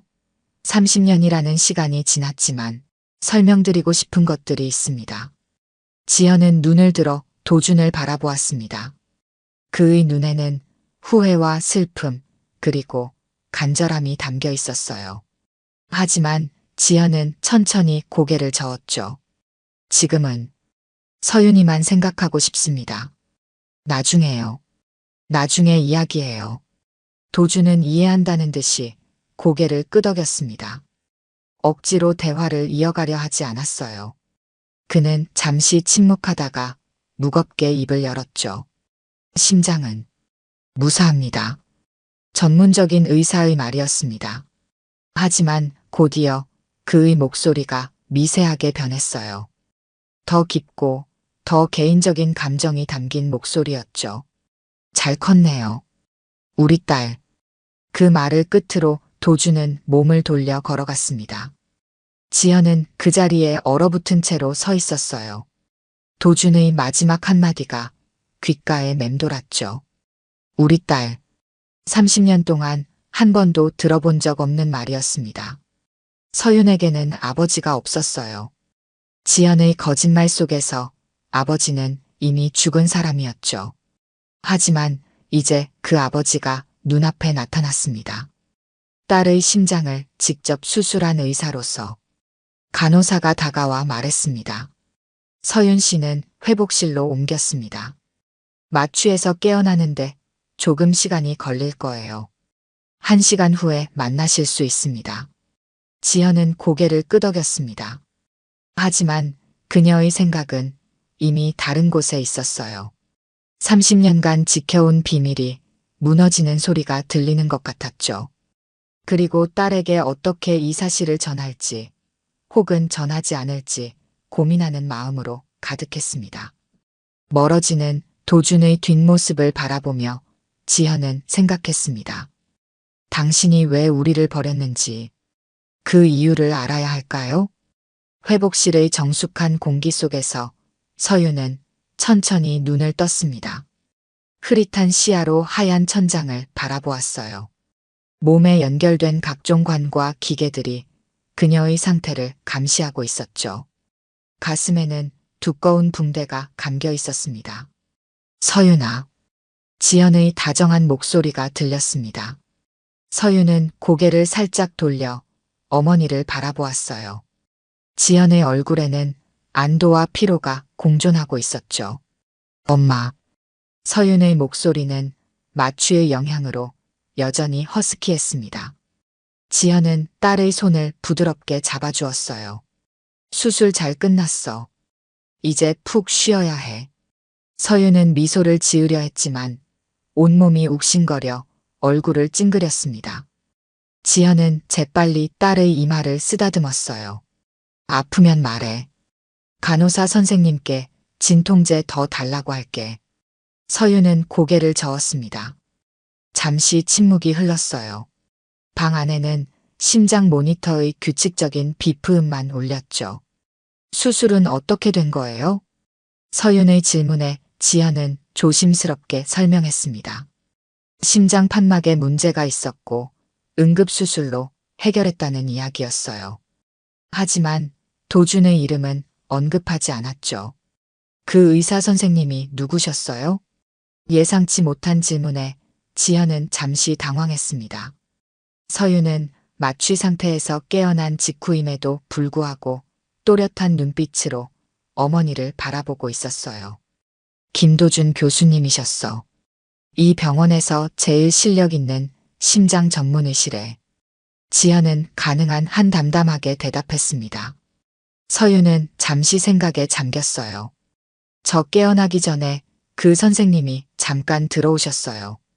제 상태 확인하러 오신 것 같았는데 지연의 심장이 빠르게 뛰었습니다. 도준이 서윤을 만났다는 사실에 불안감이 몰려왔어요. 그랬구나. 뭐라고 하셨어? 서윤은 천천히 고개를 돌려 창밖을 바라보았습니다. 비는 이미 그쳤고 해가 구름 사이로 얼굴을 내밀고 있었어요. 특별한 말씀은 없으셨어요.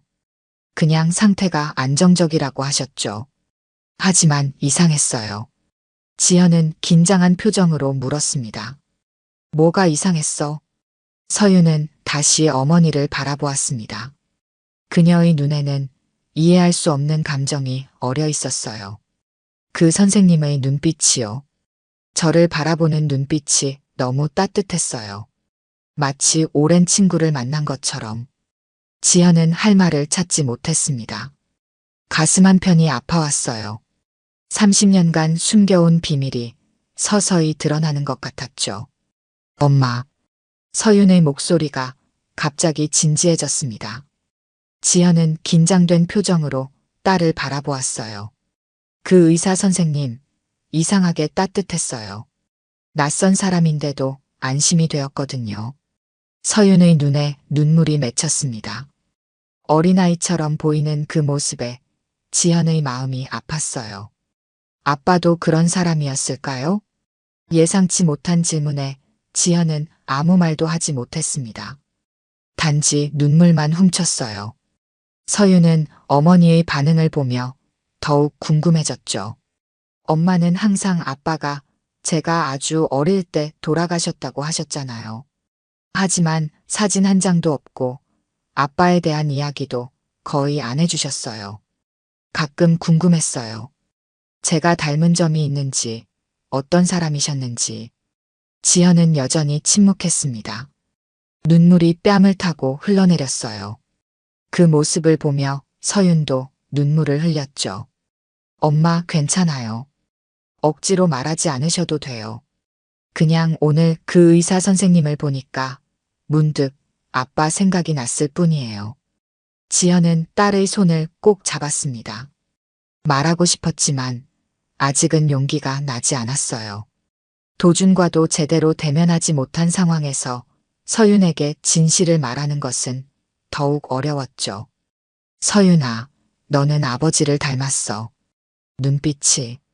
그것이 지연이 꺼낼 수 있는 최대한의 진실이었습니다. 서윤은 약하게 미소 지었어요. 정말요? 그렇다면 아빠는 따뜻한 눈빛을 가진 분이셨겠네요. 침묵이 흘렀습니다. 지연은 마음속으로 생각했어요. 내 아버지는 지금 이 병원에 있어. 내 심장을 직접 수술한 그 의사야. 하지만 그 말을 입 밖으로 내지는 못했습니다. 대신 서윤의 이마에 부드럽게 키스했어요. 더 쉬어. 내일이면 일반 병실로 옮길 수 있을 거래. 서윤은 고개를 끄덕이고 다시 눈을 감았습니다. 지연은 딸의 손을 놓지 않은 채 생각에 잠겼어요. 이제 어떻게 해야 할지, 진실을 말해야 할지, 말하지 않아야 할지 결정해야 했죠. 문득 회복실 문 쪽을 바라보니 도준이 유리창 너머로 서윤을 바라보고 있었습니다. 그들의 눈이 마주쳤어요. 도준은 고개를 숙여 인사하고 천천히 걸어갔죠. 지연은 그런 그를 바라보며 결심했습니다. 어떤 선택을 하든 서윤의 행복이 최우선이어야 했어요. 수술 후 사흘이 지났습니다. 서윤의 상태는 빠르게 안정되어 일반 병실로 옮겨졌어요. 주치의들은 서윤의 회복 속도에 놀라워했죠. 젊고 건강한 체력 덕분이었습니다. 퇴원 날이 다가왔습니다. 지연은 병실에서 서윤의 짐을 정리하고 있었어요. 창밖으로 따스한 봄 햇살이 비치고 있었죠. 엄마, 제 화장품 파우치는요? 서윤이 침대에 앉아 물었습니다. 아직 완전히 회복된 것은 아니었지만 많이 좋아진 상태였어요. 여기 있어. 다 챙겼으니까 걱정하지 마. 지연은 딸에게 미소 지었습니다. 이 순간만큼은 평범한 일상처럼 느껴졌어요. 하지만 마음 한편에는 여전히 고민이 자리하고 있었죠. 지난 며칠간 도주는 전문적인 의사로서만 서윤을 대했습니다. 개인적인 접근은 전혀 하지 않았어요. 지연은 그것이 고마웠죠. 김 교수님께서 오후에 마지막 진료 후 퇴원 처방을 내주신대. 서윤은 고개를 끄덕였습니다. 그녀는 창밖을 바라보며 생각에 잠겼어요. 그 선생님, 정말 실력이 좋으신가 봐요. 간호사 선생님들이 다들 그분 얘기만 나오면 눈을 반짝이던데요. 지연은 애써 담담하게 대답했습니다. 그렇대. 미국에서 오랫동안 공부하고 연구하셨다고 하더라고. 서윤은 갑자기 고개를 돌려 어머니를 바라보았습니다. 엄마는 그분 알고 계셨어요? 가끔 두 분이 아는 사이 같았는데. 예상치 못한 질문에 지연은 잠시 손을 멈추었습니다. 어떻게 대답해야 할지 고민했어요. 응, 옛날에 잠깐 알았던 사이야. 아주 오래전 일이지. 서윤은 더 묻지 않았습니다. 하지만 그녀의 눈빛에는 의문이 남아 있었어요. 병실에 가벼운 노크 소리가 들렸죠. 들어오세요. 문이 열리고 김도준이 들어왔습니다. 흰 가운을 입은 그의 모습은 여전히 위험 있었어요. 손에는 서류 몇 장과 함께 하얀 봉투를 들고 있었죠. 안녕하세요, 서윤 씨. 퇴원 준비는 잘 되고 있나요? 도준의 목소리는 부드럽고 전문적이었습니다. 서윤은 미소 지으며 고개를 끄덕였어요. 네, 선생님. 덕분에 빨리 나을 수 있었어요. 정말 감사합니다. 도준은 잠시 서윤의 얼굴을 바라보았습니다. 그의 눈에는 말할 수 없는 감정이 담겨 있었어요. 그러나 곧 의사로서의 표정으로 돌아왔죠. 퇴원 처방전과 앞으로의 주의사항입니다. 한 달 뒤에 다시 검진을 받으러 오셔야 해요. 도준은 서류를 건네주었습니다.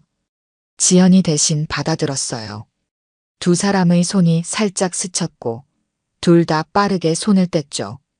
그리고 이것은 도준은 하얀 봉투를 서윤에게 내밀었습니다. 봉투에는 아무 표시도 없었어요. 개인적으로 드리는 겁니다. 퇴원 후에 읽어보세요. 의아한 표정으로 서윤은 봉투를 받았습니다. 지연은 긴장된 표정으로 도준을 바라보았어요. 도준은 지연의 눈길을 느꼈지만 아무런 설명도 하지 않았죠. 그럼 건강히 지내시길 바랍니다. 한 달 뒤에 뵙겠습니다. 도준은 고개를 숙여 인사하고 병실을 나갔습니다.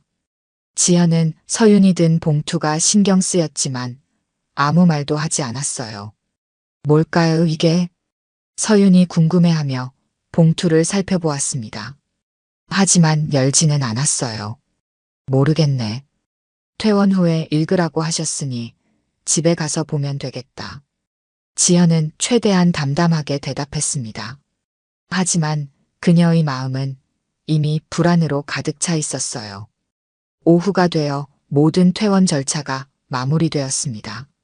서윤은 간호사들의 배웅을 받으며 휠체어를 타고 병원을 나왔어요. 봄바람이 두 사람의 얼굴을 쓰다듬었죠. 집으로 돌아온 서윤은 침대에 누웠습니다. 지연이 따뜻한 차를 준비해 오는 동안 서윤은 도준이 준 봉투를 열었어요. 안에는 한 장의 편지가 들어 있었죠. 서윤 씨에게. 편지의 시작이었습니다. 서윤은 호기심 어린 표정으로 읽기 시작했어요. 처음 뵙는 자리에서 이런 글을 전하게 되어 죄송합니다. 하지만 제가 의사로서 당신의 심장을 직접 들여다본 사람이기에 몇 가지 말씀드리고 싶었습니다. 당신의 심장은 강하고 아름답습니다. 많은 심장을 보아왔지만 당신의 것은 특별했습니다. 그것은 아마도 특별한 인연 때문일지도 모릅니다. 저와 당신의 어머니는 30년 전 젊은 시절에 알고 지낸 사이였습니다. 그리고 그 인연이 이제 당신을 통해 다시 이어졌다고 생각합니다. 긴 이야기를 하고 싶지만 그것은 당신이 선택할 문제입니다. 만약 과거에 대해 알고 싶으시다면 제 연락처를 아래 남겨두겠습니다. 원하신다면 언제든 연락 주십시오. 서윤 씨, 내가 어떤 선택을 하든 받아들이겠습니다. 다만 내 심장과 내 심장은 같은 박동을 가졌다는 것만 알아주세요. 편지의 끝에는 도준의 서명과 전화번호가 적혀 있었습니다. 서윤은 편지를 읽고 나서 오랫동안 침묵했어요. 그녀의 머릿속에는 수많은 의문이 떠올랐죠. 지연이 차를 들고 방에 들어왔을 때 서윤은 조용히 편지를 접어 다시 봉투에 넣었습니다. 아직은 어머니에게 보여줄 준비가 되지 않은 것 같았어요. 무슨 내용이었어? 조심스럽게 지연이 물었습니다. 서윤은 잠시 생각하다가 대답했어요. 그냥 건강관리에 대한 조언이었어요. 특별한 내용은 없었어요. 서윤은 거짓말했습니다. 편지의 내용을 혼자 생각해 볼 시간이 필요했어요.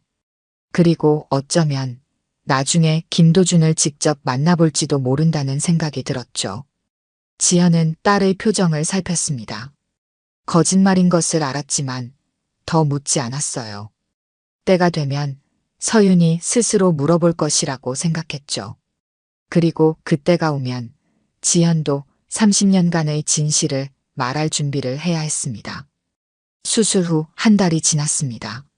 서윤은 놀라운 속도로 회복하여 이제 가벼운 업무로 복귀한 상태였어요. 지연은 딸의 건강을 세심하게 챙겼죠. 약 복용 시간, 식이요법, 충분한 휴식까지 모든 것을 관리했습니다. 그러나 두 사람 사이에는 말하지 않는 긴장감이 흐르고 있었어요. 도준의 편지 이후 서윤은 그것에 대해 어머니에게 한마디도 하지 않았죠. 하지만 종종 생각에 잠겨 멍하니 창밖을 바라보는 모습을 보였습니다. 오늘은 병원에서 정기검진을 받는 날이었어요. 지연은 서윤과 함께 병원을 찾았습니다. 접수대에서 이름을 말하자 간호사가 안내했죠. 김도준 교수님께서 직접 진료하신다고 말씀하셨습니다. 3번 진료실로 들어가시면 됩니다. 서윤은 고개를 끄덕였습니다. 지연은 불안한 표정으로 주위를 둘러보았어요. 한 달 동안 도준과 연락하지 않았지만 이날이 올 것을 알고 있었죠. 진료실 앞에 도착한 두 사람은 잠시 멈춰 섰습니다. 서윤이 문득 어머니를 바라보며 말했어요. 엄마, 저 혼자 들어가도 될까요? 예상치 못한 요청이었습니다. 지연은 놀란 표정으로 딸을 바라보았어요. 왜? 무슨 일 있니? 서윤은 잠시 망설이다가 가방에서 도준의 편지를 꺼냈습니다. 지난 한 달간 여러 번 읽은 듯 모서리가 약간 구겨져 있었어요. 이 편지요. 김 교수님께 물어보고 싶은 게 있어요. 지연의 얼굴이 창백해졌습니다. 그녀는 편지 내용을 읽지 않았지만 무엇에 관한 것인지 짐작할 수 있었어요. 서윤아, 그건. 서윤은 부드럽게 미소 지었습니다. 괜찮아요, 엄마. 저는 그저 몇 가지 궁금한 점이 있을 뿐이에요. 혼자 이야기하고 싶어요. 지연은 망설였습니다. 하지만 딸의 단호한 눈빛을 보고 결국 고개를 끄덕였어요. 알았어. 밖에서 기다릴게. 서윤은 고마운 표정으로 어머니를 바라본 후 문을 두드렸습니다. 안에서 도준의 목소리가 들렸어요. 들어오세요. 서윤이 진료실로 들어가자 도준은 자리에서 일어나 맞이했습니다. 그는 여전히 전문가다운 모습이었지만 눈빛에는 긴장감이 어려 있었어요. 안녕하세요, 서윤 씨. 건강해 보이네요. 어머니는 안 오셨나요? 서윤은 조용히 대답했습니다. 밖에서 기다리고 계세요. 제가 혼자 들어오고 싶다고 했어요. 도준은 잠시 놀란 표정을 지었지만 이내 고개를 끄덕였습니다. 그는 서윤에게 자리를 권했어요. 앉으세요. 오늘 검진 결과를 보고 이야기하겠습니다. 기본적인 검진이 진행되었습니다. 혈압 측정, 심장소리 청진, 상처 부위 확인까지 모든 과정이 전문적이고 신속하게 이루어졌어요. 회복이 아주 좋습니다. 심장 기능도 정상으로 돌아오고 있어요. 아무래도 젊고 건강한 체력이 도움이 된 것 같네요. 도준은 차트에 기록을 마치며 말했습니다. 서윤은 진료가 끝나자 가방에서 편지를 꺼내 도준에게 보여주었어요. 이 편지에 관해 이야기하고 싶습니다. 도준의 표정이 굳어졌습니다. 그는 천천히 안경을 벗고 깊은 숨을 들이마셨어요. 그렇군요. 질문이 있으신가요? 서윤은 편지를 내려놓고 도준을 똑바로 바라보았습니다. 그녀의 눈빛은 단호했어요. 선생님과 어머니는 어떤 사이셨나요? 그리고 이 편지에서 말한 같은 박동이란 무슨 의미인가요? 도준은 잠시 침묵했습니다. 그는 서윤의 얼굴을 자세히 살펴보았어요. 자신의 눈과 닮은 그 눈동자, 지현을 닮은 입술 모양. 30년 만에 만난 자신의 딸이었죠. 정직하게 말씀드려야 할 것 같군요. 저와 지현 씨는 30년 전 깊은 사이였습니다. 그때 제가 미국으로 연수를 떠나게 되었고, 도준은 과거를 천천히 설명했습니다. 미국으로 떠나야 했던 상황, 지현과의 이별, 그리고 연락이 끊기게 된 이유까지. 하지만 가장 중요한 사실은 아직 말하지 않았어요. 서윤은 차분하게 듣고 있었습니다. 그녀는 어머니가 평생 숨겨온 비밀을 직감적으로 깨닫고 있었어요. 선생님이 서윤이 말을 끝맺지 못하자 도준은 고개를 끄덕였습니다. 네, 그럴 가능성이 높습니다. 하지만 확신하기 위해서는 검사가 필요할 수도 있어요. 서윤의 눈에 눈물이 맺혔습니다. 30년간 아버지 없이 자라온 그녀에게 이 진실은 너무 갑작스러웠어요. 왜 돌아오지 않으셨나요? 왜 연락하지 않으셨어요? 도준의 눈에도 눈물이 고였습니다. 그는 천천히 대답했어요. 처음에는 자리를 잡기 위해 모든 것을 포기했습니다. 나중에 연락하려 했지만 지현 씨의 연락처가 바뀌어 있었어요. 그때는 SNS도 없었고 찾기가 어려웠죠. 몇 년 후 한국에 잠시 돌아왔을 때 수소문했지만 도준은 말을 멈추었습니다. 변명처럼 들릴까봐 두려웠어요. 서윤은 잠시 침묵했습니다. 그녀는 창밖을 바라보다가 다시 도준을 향해 고개를 돌렸어요. 선생님, 서윤의 목소리는 차분했습니다. 한 가지만 물어볼게요. 30년 전 왜 그러셨어요? 단순하지만 깊은 질문이었습니다. 도준의 눈에서 눈물이 흘러내렸어요. 그는 서윤의 질문의 진짜 의미를 알았죠. 왜 어머니와 자신을 버렸는지, 왜 책임을 지지 않았는지. 도준이 입을 열려는 순간 진료실 문이 열렸습니다. 지연이 걱정스러운 표정으로 들어왔어요. 서윤아, 괜찮니? 시간이 너무 오래 걸려서. 지연은 도준과 서윤이 눈물을 흘리는 모습을 보고 말을 멈추었습니다. 세 사람 사이에 무거운 침묵이 내려앉았어요. 엄마. 서윤이 먼저 입을 열었습니다. 이제 알아요. 모든 걸 알았어요. 지연은 천천히 고개를 끄덕였습니다. 더 이상 숨길 필요가 없었어요. 30년간의 비밀이 마침내 드러난 순간이었죠. 시간은 거꾸로 흘러갔습니다. 1993년 봄, 젊은 지연이 도준에게 그럼 제 심장도 언젠가 김 선배가 돌봐주실 건가요? 라고 물었던 그날로 도준이 지연 씨의 심장은 제가 평생 지키고 싶어요. 라고 대답했던 그때로. 그리고 운명처럼 30년 후 도준은 정말로 지연의 일부인 서윤의 심장을 수술대 위에서 만지게 되었습니다. 같은 박동을 가진 두 심장이 다시 만난 순간이었어요. 서윤은 자리에서 일어나 창가로 걸어갔습니다. 봄날의 햇살이 그녀의 얼굴을 비추었어요. 앞으로 어떤 선택을 해야 할지, 어떻게 이 새로운 진실과 함께 살아가야 할지는 전적으로 그녀의 몫이었죠. 이제부터 우리 셋이서 차근차근 이야기해 보는 건 어떨까요? 서윤의 제안에 지연과 도준은 서로를 바라보았습니다. 30년의 시간과 오해, 그리고 미처 하지 못한 말들이 있었지만 이제 새로운 시작을 할 수 있는 기회였어요. 바깥에서는 봄바람이 불어오고 있었습니다. 새로운 계절의 시작처럼 세 사람의 삶에도 새로운 이야기가 시작되려 하고 있었어요.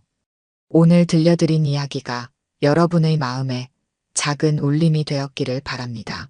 이야기가 좋으셨다면 좋아요와 구독 부탁드려요. 다음 사연을 들려드리는데 큰 힘이 된답니다. 그리고 여러분의 이야기도 댓글로 들려주세요. 다음 이야기 때 또 뵙겠습니다.